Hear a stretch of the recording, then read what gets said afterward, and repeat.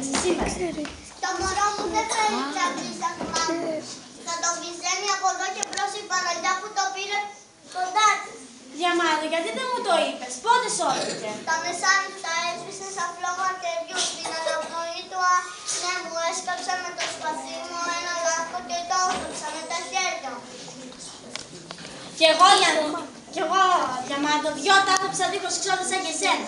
Το Σούλι τα πήρε χαλάλι. Και οι ζωές μας και τα παιδιά μας ανήκουν στο Σούλι. Γι' αυτό τα γεννήσαμε.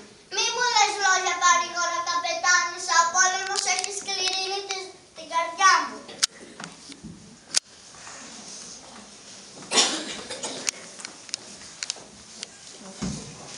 Αφήστε τον μονάχο του σουλιώτησές μου. Δεν μπορείς να σταθεί όρθιος, καπετάνισσα. Τότε πάρ' το στη ρίζα του δέντρου να σταθεί καθιστός. Δεν πρόφτασε ούτε να μου μιλήσει. Μόνο με είδε, με γνώρισε και ύστερα έπεσε κάτω λιπόθυμος. Τι να στο παλικάρι, ξέρεις, Γιαννούλα. Είναι χτυπημένο κατάστητα. Το αίμα έχει βρέξει το κορμί του και πλημμυρίζει το στελάχι του.